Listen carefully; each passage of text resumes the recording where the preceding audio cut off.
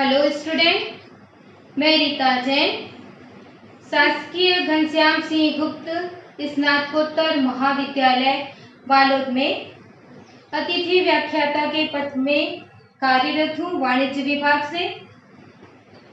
आज का lecture tax planning and management subject जो कि कर नियोजन एवं प्रबंध, इसका मैं आप लोगों को यूनिट 5 के बारे में बताऊंगी।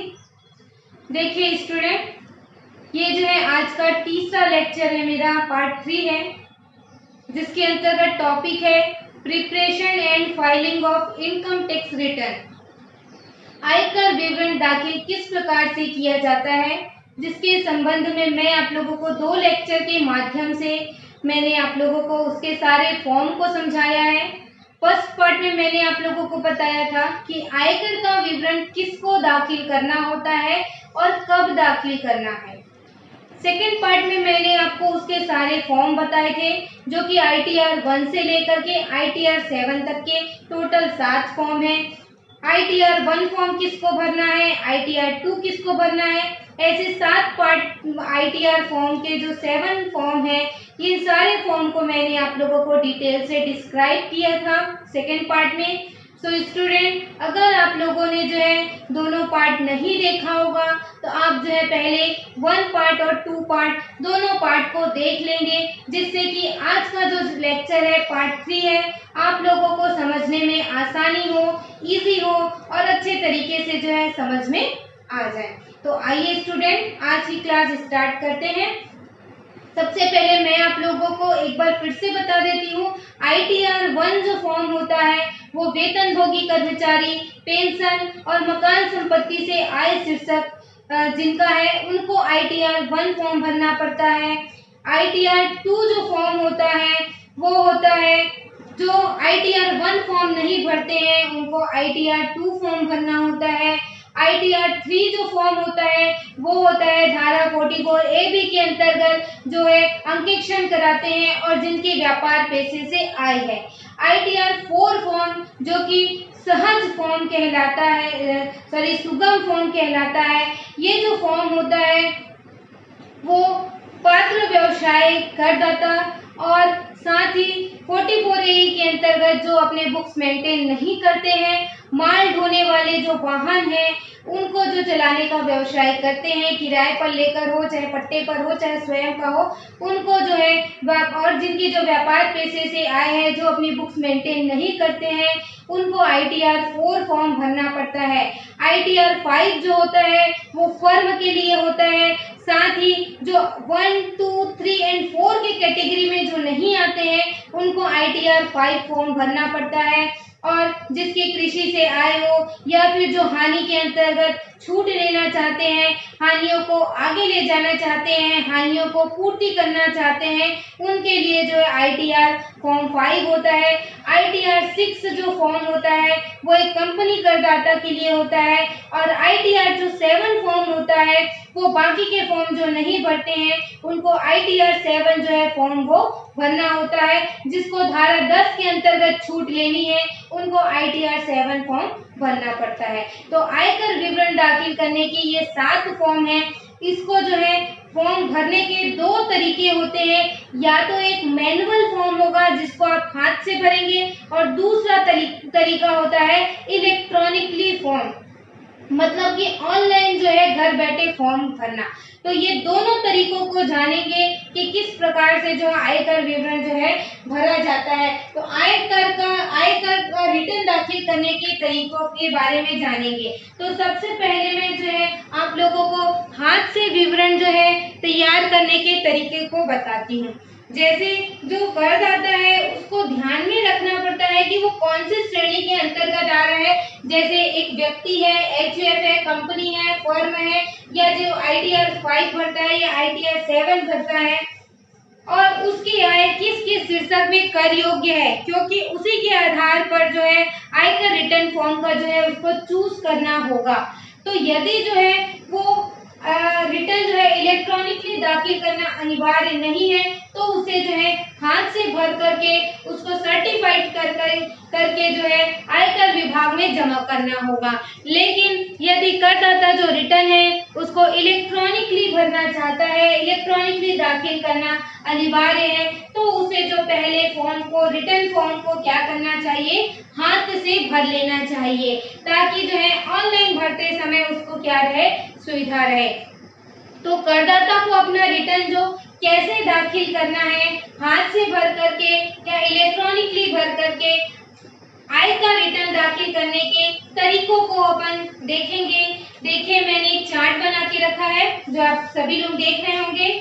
ये चार्ट है आय का विवरण दाखिल करने के जो तरीके हैं, उसके अंतर्गत मैंने 4 कॉलम बनाए हैं। एक क्रमांक है, दूसरा है व्यक्ति मतलब करदाता, तीसरा जो है शर्त है, और चौथा है आय का रिटर्न दाखिल करने के तरीके।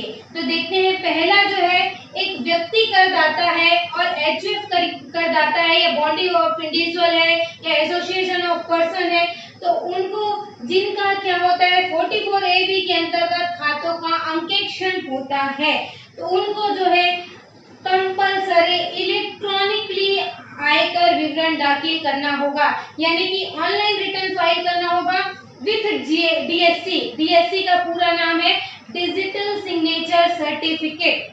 ये जो डीएससी के थ्रू जो है उनको अपना आयकर रिटर्न दाखिल करना होगा। मैं आप लोगों को छोटा सा जो है डीएससी डिजिटल सिग्नेचर क्या होता है उसके बारे में भी थोड़ी सी जानकारी देती हूँ।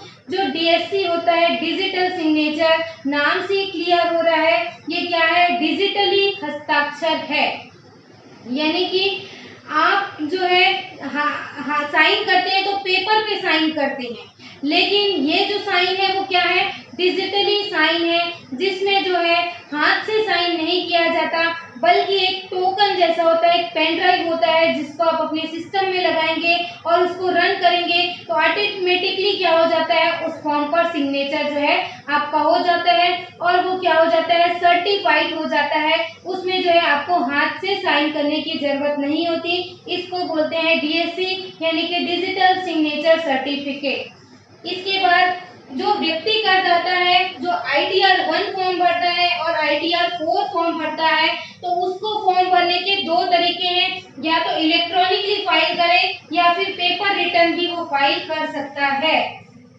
मतलब ई रिटर्न ना फॉर्म करके वो पेपर फॉर्म में भी फाइल कर सकता है, और इलेक्ट्रॉनिकली माध्यम से डीएससी के भी वो फाइल कर सकता है, और विदाउट डीएससी के भी जो है रिटर्न फाइल कर सकता है, बिना डिजिटल सिग्नेचर के और डिजिटल सिग्नेचर के भी। अगर जो है बिना डिजिटल सिग्नेचर के फाइल करता है तो उसको जो है अपना वेरिफिकेशन कोड जो है जनरेट करना होता है। वो भी किस प्रकार की प्रक्रिया है मैं आप लोगों को आगे बताऊंगी। तो उसको जो है रिटर्न फाइल करने के दोनों तरीके हैं, या तो इलेक्ट्रॉनिकली या फिर जो है पेपर फॉर्म, ये दोनों फॉर्म जो है वो फाइल कर सकता है। इसके बाद आता है कंपनी। कंपनी को तो अनिवार्य रूप से चाहे कोई भी कंडीशन हो उसको रिटर्न फाइल करना है, इलेक्ट्रॉनिकली फाइल करना होगा, और डीएससी के थ्रू ही रिटर्न उनका फाइल होगा, यानी कि डिजिटल सिग्नेचर सर्टिफिकेट के द्वारा ही वो क्या है, रिटर्न फाइल कर सकते हैं, और इलेक्ट्रॉनिकली माध्यम जो है उनके लिए अनिवार्य है। इसके बाद थर्ड जो फॉर्म है वो ITR 7 को लेकर के है। ITR 7 जो है किसको भरना पड़ता है, जो आप अच्छे तरीके से जानते हैं, जो कि क्या है, पुण्यार्थ संस्थाएं हैं, राजनीतिक पार्टी है, या धर्मार्थ ट्रस्ट है। तो ऐसे करदाता जो धारा 10 के अंतर्गत छूट लेते हैं, उनको जो है, अगर राजनीतिक पार्टी है तो उनको डीएससी के थ्रू ही रिटर्न फाइल करना होगा, लेकिन अदर कंडीशन में जो है वो इलेक्ट्रॉनिकली जो है रिटर्न फाइल कर सकते हैं, एंड पेपर रिटर्न वाला भी रिटर्न फाइल वो किया जा सकता है। ITR 7 के अंतर्गत केवल राजनीतिक पार्टी को ही डीएससी के थ्रू रिटर्न फाइल करना है इलेक्ट्रॉनिकली तरीके से, और अदर कंडीशन में जो है पुण्यार्थ संस्था है, धार्मिक ट्रस्ट है, वो जो है ये पेपर फॉर्म और इलेक्ट्रॉनिकली फॉर्म दोनों तरीके का यूज कर सकती है। इसके बाद देखते हैं चौथा जो पॉइंट मैंने बनाया है, उसमें है फर्म है, और जो ITR 5 में जो रिटर्न फाइल करते हैं तो जिनका जो है अंकेक्षण होता है उसको डिजिटली सिग्नेचर के द्वारा इलेक्ट्रॉनिकली तरीके से रिटर्न फाइल करना होता है। लेकिन अदर कंडीशन में जो फर्म जिनका अंकेक्षण नहीं होता है तो वो जो है 3 तरीके से अपना फॉर्म भर सकती है, इलेक्ट्रॉनिकली, पेपर फॉर्म या फिर इलेक्ट्रॉनिकली बट विदाउट डीएससी के थ्रू जो है रिटर्न फाइल कर सकते हैं। तो इस तरीके से मैंने उसको जो है आप लोगों को 4 कैटेगरी में बांट करके समझाया है कि किस प्रकार से कौन सा फॉर्म में किस प्रकार का भरना जो है अनिवार्य है। आज जो स्टूडेंट है समय ऐसा है कि पेपर फॉर्म जो है क्या हो गया है, कम हो गया है। पेपर फॉर्म के जरिए जो है आयकर विवरण दाखिल नहीं किया जाता। सभी को यही कहा जाता है कि आप जो है इलेक्ट्रॉनिकली ही रिटर्न फाइल करिए। तो पेपर फॉर्म का जो चलन है वो क्या हो गया है, समाप्त हो गया है। तो सभी को इलेक्ट्रॉनिकली तरीके से रिटर्न फाइल करना है, बट कुछ कंडीशन में डीएससी कंपलसरी है और कुछ में डीएससी कंपलसरी नहीं है। आप उसको जो है ई वेरिफिकेशन करवा सकते हैं अपने आधार के थ्रू और बाई जो है बेंगलुरु पोस्ट करके। उसकी भी प्रक्रिया मैं आप लोगों को आगे बताती हूँ। बस लेकिन इतना समझ लीजिए कि इलेक्ट्रॉनिकली फाइल करना है बट डीएससी और विदाउट डीएससी। एक बार फिर से मैं आप लोगों को बता देती हूँ कि डीएससी किस में लगेगा, डीएससी किस में नहीं लगेगा। देखिए, जिनका अंकेक्षण कार्य होता है कंपलसरी डीएससी, कंपनी को कंपलसरी डिजिटल सिग्नेचर यूज करना होगा, कंपनी को और जिनका अंकेक्षण होता है उनको। तीसरा है राजनीतिक पार्टी, इनको तीनों को जो है कंपलसरी डीएससी यूज करना है। ध्यान रखेंगे स्टूडेंट, मैं 3 नाम आपको ऐसा बताई जिसमें डिजिटल सिग्नेचर कंपलसरी है। जिनका अंकेक्षण कार्य होता है, जिनका ऑडिट होता है उनकी फर्म का, चाहे कंपनी का हो चाहे व्यक्ति करदाता का हो, और राजनीतिक पार्टी को और कंपनी को, ये तीनों जो है बिना डीएससी के रिटर्न फाइल इनका नहीं होगा। ये आप लिख कर ले लीजिए, उनको डीएससी की आवश्यकता पड़ेगी ही पड़ेगी, बिना डिजिटल सिग्नेचर के उनका जो है रिटर्न फाइल नहीं होगा। इसके बाद आगे देखते हैं आयकर रिटर्न जो है किस प्रकार से फाइल करना है।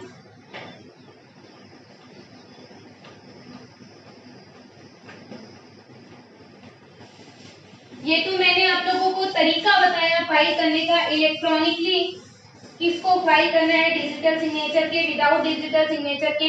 अब अपन देखेंगे प्रोसीजर, देखेंगे कि कौन से वेबसाइट पे जाकर के किस प्रकार से जो है ये रिटर्न फाइल करना है। उनको जो है वेबसाइट डालना है www.incometaxindia e filing, income tax India e filing .gov.in। इस वेबसाइट को जो है आप नेट पर सर्च करेंगे तो जो है आपके सामने ये जो है इसका पेज ओपन हो जाएगा, जिसमें जो है आपको सेकंड स्टेप करना होगा। जो आईटीआर फॉर्म आपको फाइल करना है उसको क्या करना होगा, डाउनलोड करना होगा। जैसे आपको 1 भरना है, 2 भरना है, 3 भरना है, 4 भरना है, इस फॉर्म को सबसे पहले जो है आपको डाउनलोड करना होगा। अपने जो उनका जो प्रिपरेशन सॉफ्टवेयर है उसको डाउनलोड करेंगे।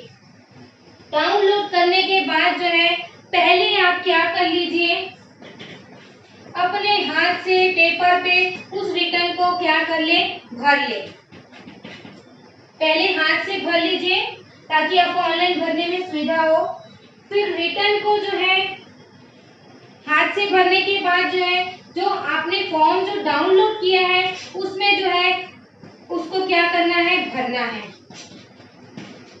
जो आपने अपना जो कंप्यूटेशन शीट बनाया है जिसमें आपने ग्रॉस टोटल बनाया है, 5 सोर्सेज की इनकम को ऐड करके gross total income minus 80C से 80U की कटौतियां घटाने के बाद जो है आपकी जो निकलेगी वो कुल आय कहलाएगी। उस कुल आय पर आपको टैक्स कैलकुलेट करना है। टैक्स कैलकुलेट करने के बाद अगर टैक्स निकल रहा है तो वो आप पेड करेंगे ई चालान के थ्रू, या फिर अगर उद्गम स्थान पर कर की कटौती है तो वो जो आपका जो कर है आपका वो उससे क्या हो जाएगा, सेटअप हो जाएगा, माइनस हो जाएगा। बचा हुआ अगर एक्स्ट्रा टीडीएस करी है तो आपको रिफंडेबल होगा। अगर पटाने का निकल रहा है तो आप ई चालान के थ्रू उसको क्या करेंगे, पटाएंगे। जो चालान होता है 280, चालान नंबर कौन सा है, 280 क्या करना पड़ेगा, इस चालान को आपको भरना होगा। ये जो है ई चालान भी कर सकते हैं या फिर जो आप बैंक में जाकर के भी उस चालान को क्या कर सकते हैं, जमा कर सकते हैं। इस प्रकार से जो है टैक्स का पूरा प्रोसीजर करेंगे। टैक्स को पटाने के बाद जो है आप रिटर्न को क्या करेंगे, पूरा जब आप सेटिस्फेक्शन हो जाएंगे कि जो जो आयकर विवरण के फॉर्म में मांगा गया है वो मैंने सारी जानकारियां क्या कर दी है, पूरी भर दी है। आप जब संतुष्ट हो जाएंगे, सेटिस्फेक्शन हो जाएगा आपको, तब उस रिटर्न को क्या करेंगे, आप अपलोड करने की प्रक्रिया करेंगे।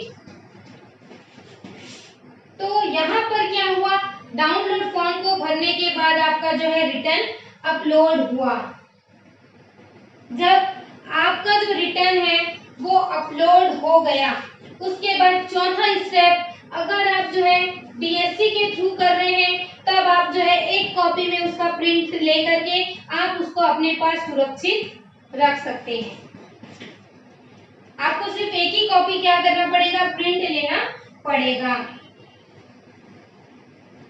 यदि आप जो है डिजिटल सिग्नेचर का यूज नहीं करते हैं, आपके पास डीएससी नहीं है और वेरिफिकेशन कोड भी नहीं आ रहा है, तो आपको जो है रिटर्न को क्या करना पड़ेगा, 2 प्रिंट जो है इसको लेना पड़ेगा। जो पावती आएगी, जो एक्नॉलेजमेंट आएगा, उसको 2 कॉपी में आपको प्रिंट लेना है। एक कॉपी क्या करना है, आपको अपने हाथ से हस्ताक्षर करके उसको जो है बेंगलुरु पोस्ट करना है स्पीड पोस्ट के जरिए। वो भी 120 दिन के अंदर क्या करना पड़ता है, उसको भली भांति सत्यापित करना पड़ता है, जिसका एड्रेस है income tax department CPC, income tax department CPC, post bag number 1, post bag number 1 और electronic city post office Bengaluru, electronically city post office Bengaluru में क्या करना पड़ेगा, आपको उसको जो है भेजना पड़ेगा। तो इस पर ये जो आपका एड्रेस है, जो आप पावती निकालेंगे एक्नॉलेजमेंट, उस पर जो है आपका ये एड्रेस लिखा होगा और उसमें यह भी लिखा रहता है कि आपको जो है उस फॉर्म को 120 दिन के अंदर जो है 120 दिन के अंदर उस फॉर्म को इनकम टैक्स डिपार्टमेंट के सीपीसी बेंगलुरु में क्या करना है, पोस्ट करना है। यदि आपने डीएससी यूज किया है तो आप जो है उसको आपको बेंगलोर पोस्ट करने की जरूरत नहीं है। बट अगर आपने जो है डीएससी का यूज नहीं किया है तो आपको जो है प्रिंट निकाल करके क्या करना है, पोस्ट करना है। इसके अलावा तीसरा एक तरीका मैं और आप लोगों को बताती हूँ। 2 तरीका मैंने आप लोगों को बताया, एक डीएससी के थ्रू और दूसरा है विदाउट डीएससी। तीसरा तरीका आता है वेरिफिकेशन कोड जनरेट करके, वेरिफिकेशन कोड जिसको बोलते हैं electronic verification code, EVC. EVC generate करने के भी 3 तरीके हैं। पहला तो है आधार, आप सभी जिनके बारे में अच्छी तरीके से परिचित हैं। एक तो है आप आधार के थ्रू क्या कर सकते हैं, अपने आईटीआर को ई वेरीफाई कर सकते हैं। इसका प्रोसीजर मैं आप लोगों को बता देती हूँ। अगर जो है आपका आधार नंबर जो है आपके पैन कार्ड से क्या है, लिंक है, अगर आपका आधार जो है पैन कार्ड से लिंक है तो आप जो है ईवीसी आसानी से कर सकेंगे। आपको जो है एक प्रोसीजर करके क्या करना है, उस ई वेरिफिकेशन जिसको बोलते हैं 1 time password, OTP 1 time password जो है आपको भेजना है, जो कि आपके मोबाइल नंबर पे वो पासवर्ड आएगा उस पासवर्ड के ईवीसी कोड को क्या करना है, इनकम टैक्स की साइट पर डालना है, जिससे कि डालते ही जो है आपका आधार और आपका पैन लिंक होने की वजह से आपका जो आईटीआर है वो सक्सेसफुली क्या हो जाएगा, वेरीफाइड हो जाएगा। और दूसरा तरीका आता है नेट बैंकिंग।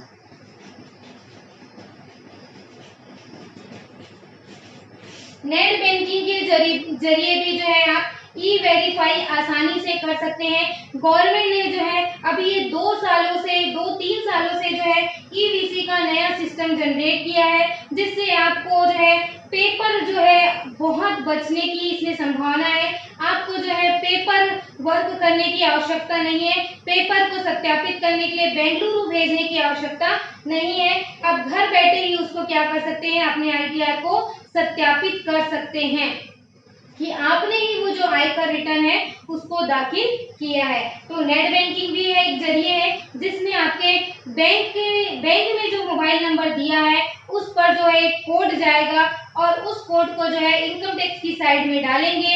अगर नेट बैंकिंग में आपका बैंक जो है वैलिडेट हो जाता है तो जो है आपका आसानी से ई वेरीफाई हो जाएगा। तीसरा तरीका है बैंक वैलिड।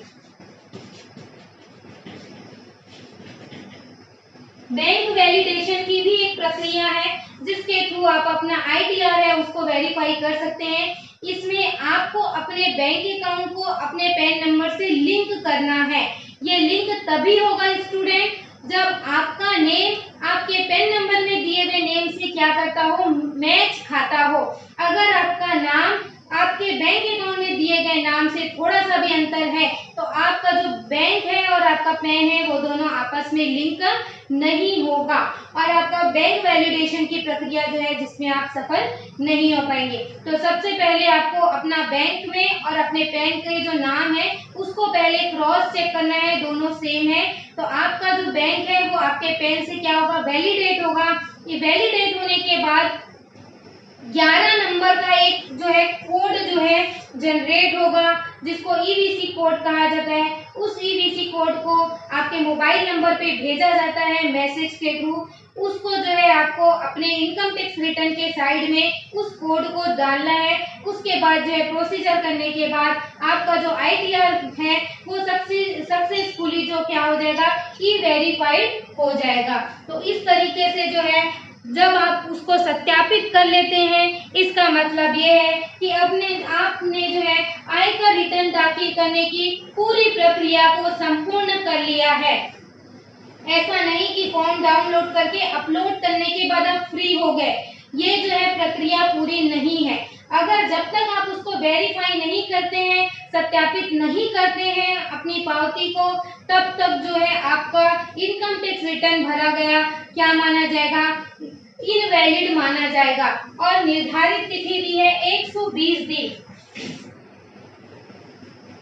4 महीने के अंदर, 4 महीने का जो गवर्नमेंट आपको टाइम देती है अपने आईटीआर को वेरीफाइड करने का, आप जो है 120 दिन के अंदर जो है अपना आईटीआर वेरीफाई कर लीजिए। अगर आप नहीं करते हैं और तो आपको जो है आयकर विभाग एक सूचना देगी कि आपने जो है अपना आईटीआर जो है फाइल कर दिया है बट अभी तक आपने जो है अभी तक उसको ई वेरीफाई नहीं किया है, तो आपको फिर ई वेरीफाई करना पड़ेगा। फिर भी आप नहीं करते हैं, लापरवाही करते हैं, तो आपको जो है दूसरे बार जो है आयकर के द्वारा सूचना मिली जाएगी कि हमने आपको पहले सूचित किया था और आपको जो है फाइनल रिमाइंडर दिया जाएगा कि हमने आपको सूचना दी थी, फिर भी आपने अपने आईटीआर को वेरीफाई नहीं किया है। तो आप चाहे तो हमसे क्या मांग सकते हैं, क्षमा मांग सकते हैं। तो कॉन्डोनेशन रिक्वेस्ट जो है आपको भेजना होगा। इसके बाद भी अगर आप ई वेरीफाई नहीं करते हैं तो गवर्नमेंट जो है, आयकर विभाग जो है आपके ई रिटर्न को इनवैलिड कर देगी और आपका अगर रिफंड आने का है, आयकर की वापसी है, तो आयकर वापसी को भी आपका रोक दिया जाएगा। तो आपको अपने आईटीआर को 120 दिन के अंदर जो है ई वैलिड करना जरूरी है। अदरवाइज जो है आप अगर वेरिफिकेशन नहीं करेंगे तो आपका आईटीआर ई वैलिड हो जाएगा और ये माना जाएगा कि आपने जो है आयकर विवरण अभी तक फाइल किया ही नहीं है। तो इससे अच्छा ये है कि 120 दिन के अंदर जो है आप अपने ITR को ई-वेरीफाई कर लीजिए, ताकि जो आपका ITR जो है सुरक्षित रहे, सत्यापित रहे, और जो है उसकी एक कॉपी जो है अपने पास निकाल के रख लीजिए, जिसमें नीचे लिखा रहेगा ई-वेरीफाई करने के बाद do not send this ITR send to Bengaluru. मतलब कि आपको जो है अगर आपने ई-वेरीफाई किया है तो आपको उस ITR को अब बेंगलोर भेजने की कोई आवश्यकता नहीं है। तो इस प्रकार से जो है आपका रिटर्न जो है ई-वेरीफाई हो जाएगा और वैलिड भी हो जाएगा। तो स्टूडेंट, आज की क्लास जो है अपन यहीं पर एंड करते हैं। मैंने आप लोगों को जो है ई-वेरीफाई के सारे तरीके जो है बता दिए हैं, साथ ही आयकर विवरण जो है किस प्रकार से दाखिल किया जाता है, ये सारे तरीकों को मैंने आप लोगों को समझाया है। आई होप आपको लेक्चर जो है सारी चीजें समझ आ गई होगी। अगर आपको कोई भी दिक्कत जाती है तो मुझे कमेंट करें, मैं आप लोगों को ऑनलाइन भी जो है इसका प्रोसीजर करके दिखा सकती हूँ। अगर आप जो है कमेंट करते हैं कि आपको ऑनलाइन प्रोसीजर इसका देखना है कि किस प्रकार से जो है ITR रिटर्न फाइल किया जाता है, तो उस तरीकों को मैं करके आप लोगों को जरूर बताऊंगी अपने नेक्स्ट लेक्चर में। लेकिन आप जो है पहले ये सारी चीजों को समझिए। अगर समझ नहीं आता है तो मुझे कमेंट करिए, तो मैं जरूर जो है आप लोगों को एक ऑनलाइन प्रोसीजर करके बताऊंगी कि किस प्रकार से ITR विवरण जो है दाखिल किया जाता है। And thank you so much student for watching lecture. कोई भी दिक्कत जाता है तो जरूर बताएं, मैं जो है अपने तरीके से पूरा प्रयास करूंगी आपकी उन समस्याओं को समाधान करने की। एंड घर पर रह करके जो है पढ़ाई करते रहिए। And best of luck. Thank you so much.